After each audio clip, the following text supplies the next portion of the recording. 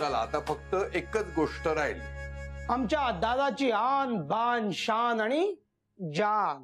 चकल्या. मग पण वाट कसली बघतोय? चकल्या करण्याचे पण काहीतरी फंडे असतीलच ना तुमच्याकडे? नाहीये कसे.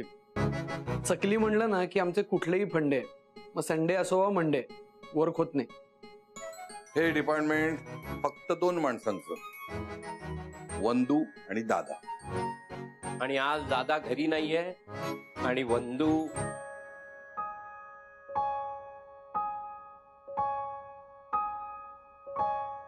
बंधुताई आहे, बंधुताई आहे, बंधुताई आहे.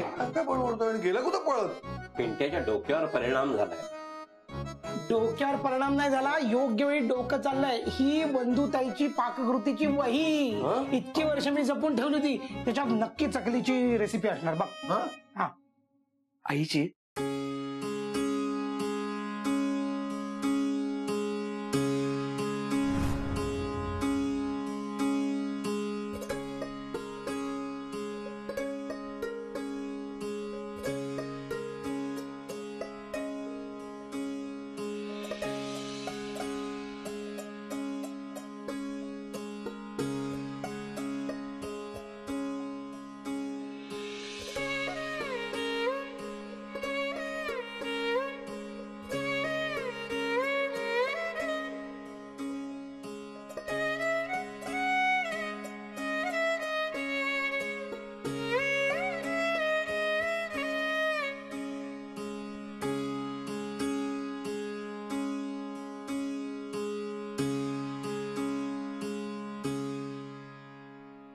चिवडा,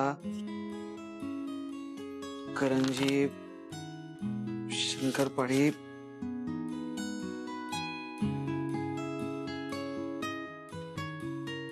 चकली.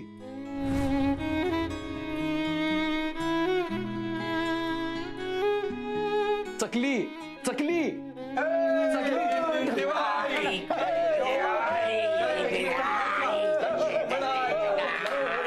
एक मिनिट थांबा थांबा. अरे ही रेसिपी आपल्याला नाही वापरता येणार. म्हणजे? अरे हे बघ ना, एकच पाणी आणि तेही असं फाटलेलं.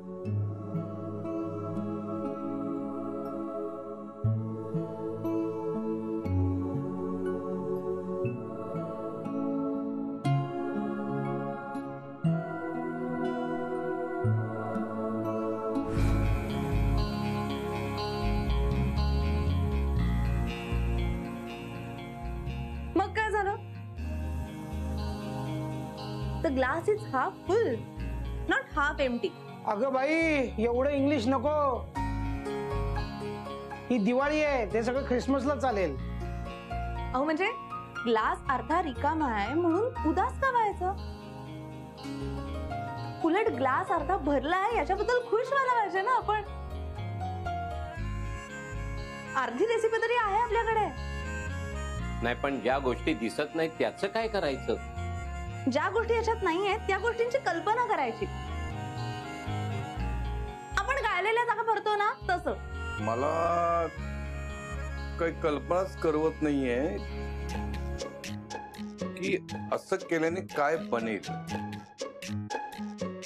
चकली बनेल, बंधूची खमंग चकली.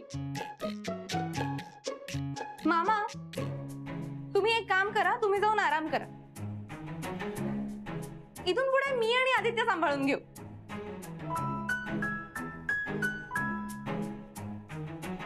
पण तुझ्यात नसलेला वेडेपणा आणि माझ्यात नसलेला शहाणपणा आपण एकमेकांच्या मदतीने भरून काढतो ना.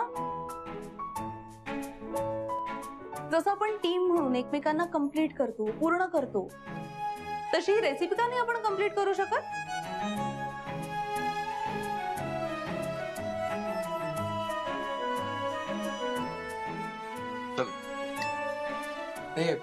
मामा मी सही. कम ऑन लाजो, फॉलो मी.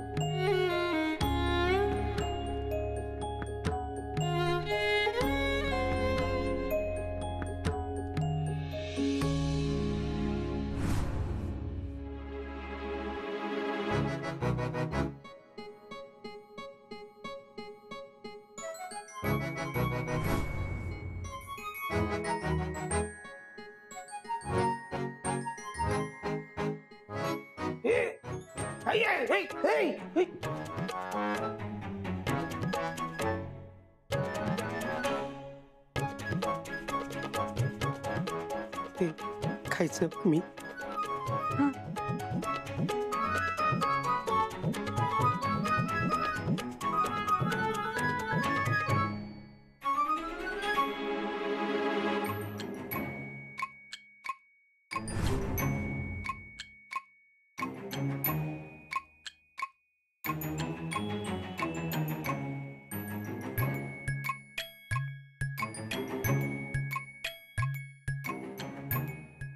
ही चकली दादा किंवा बंधुताई यासारखी अजिबात झालेली नाहीये.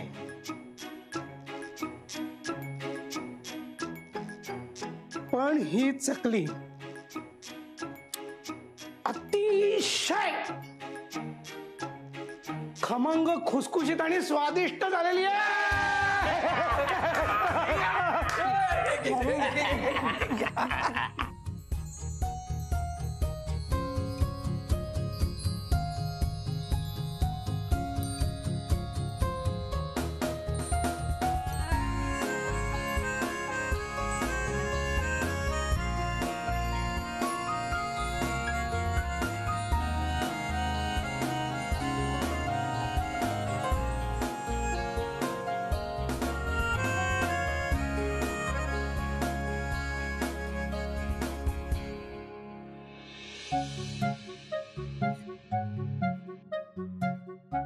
आप्पा हे घ्या.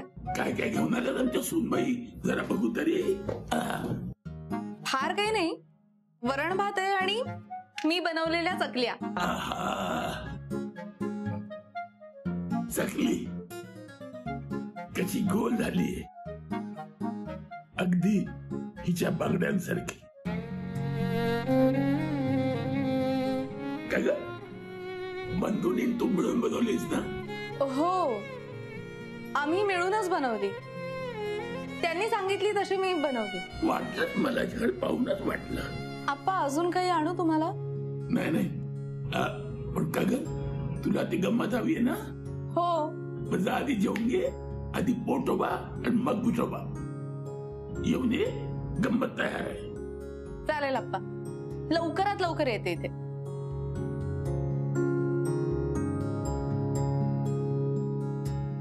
वा सुनबाई वा.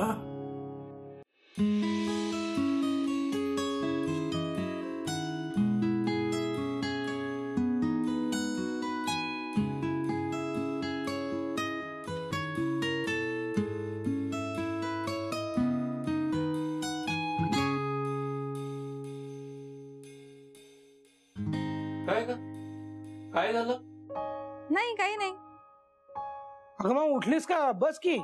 नाही म्हणजे मी एकदम असं आपलंच घर असल्यासारखं वागतेय असं वाटलं मला. मग चूक काय त्यात? आम्ही तर केव्हापासून म्हणतोय की तो या घराला आपलं घर समज म्हणून.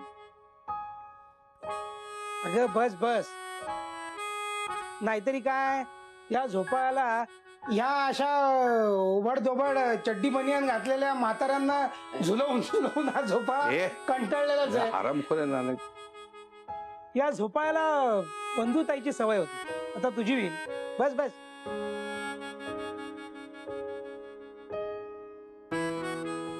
बस बस.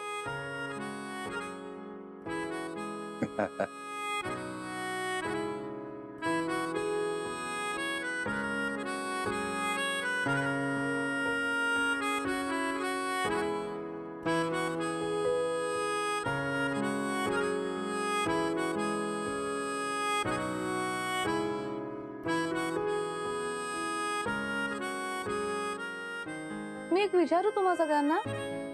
हे सई, अगं तू फारच रीतभात पाळायला लागलीस हा आता.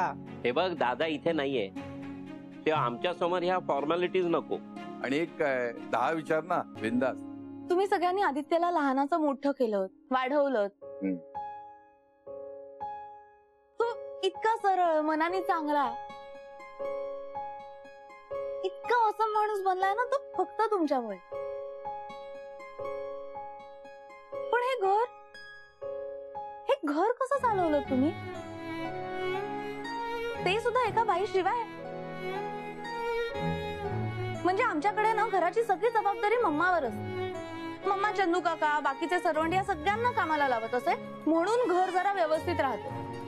नाहीतर माझा डॅडू आहे ना, तो पसारा घालण्यात एकदम एक्सपर्ट आहे.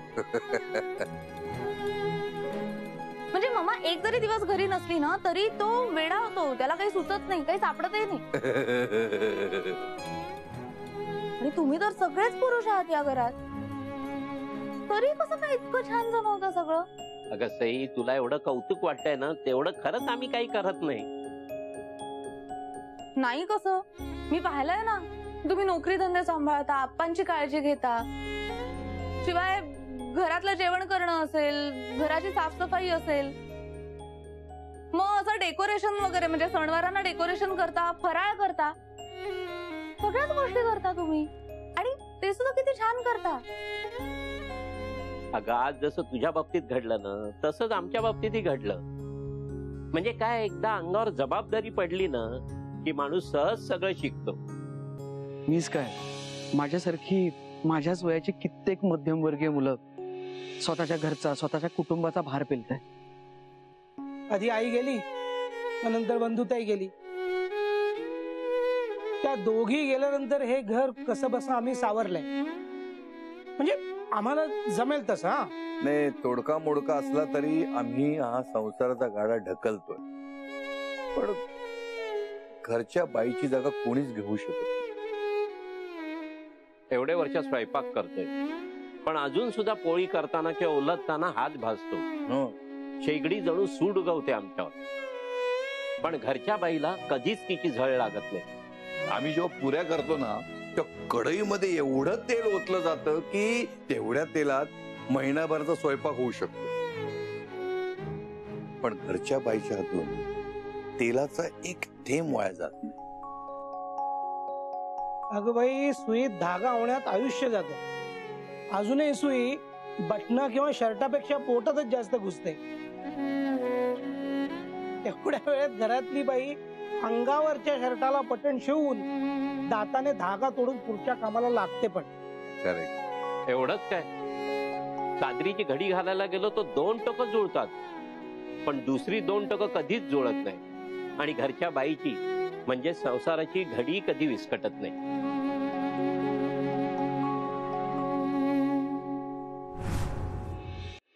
आम्ही देवापुढे दिवाबत्ती करतो, पण आम्ही दिवटे नुसता दिवा लावतो.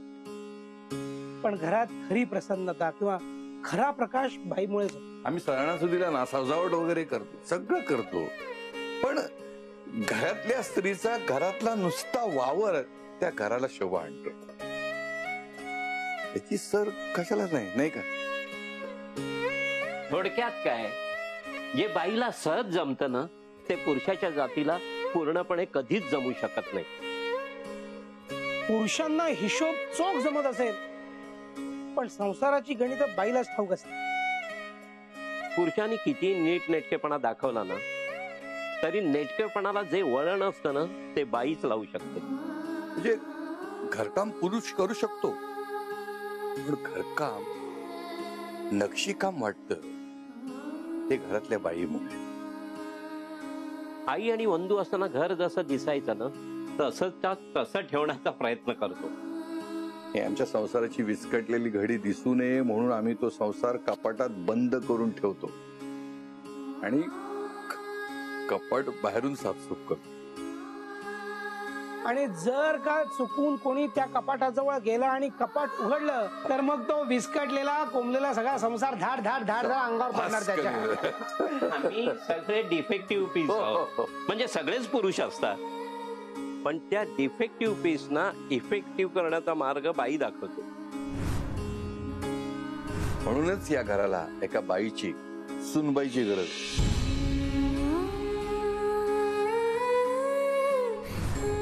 हे घर दुरून किती सुंदर किंवा छान दिसत असलं ना तरी आता त्याला नवा रंग चढवण्याची वेळ आलेली आहे. इथल्या खंबीर भिंतींना मायेच्या ओलाव्याचं लिंपण हवंय. हे घर आता खऱ्या अर्थाने उजळून निघालं पाहिजे, रोज दिवाळी असल्यासारखं. आणि हे केव्हा होईल? जेव्हा नजरेसमोरचं हक्काचं बाई माणूस आमच्या आदित्यचा हात हातात घेऊन त्या घरात हक्कानं कायमचं राहायला येईल. हा, तोच योग जुळून येण्याची तर वाट बघतोय आम्ही. जुळून आला. अरे योग जुळून आला, योगायोग जुळून आला. तुला सांगतो रग्या, 32 गुण जुळतायत. 32 म्हणजे खोट्या वाटाव्यात ना एवढ्या पत्रिका जुळलेल्या आहेत. चला, ठरलं म्हणजे ठरलं. आता ठरलं. हा, रघुवीर काशीकर, चला तयारीला लागा. तुमची सुकन्या मेघना हिचा माझा भाचा आदित्य ह्याच्याशी विवाह होणार हे असं मी जाहीर करतो. अरे हो दादग्या, पण मुहूर्त वगैरे बघशील की नाही? अरे मुहूर्त मिळेल रे, पण तुला सांगतो ही वेळ सुद्धा मुहूर्त इतकीच.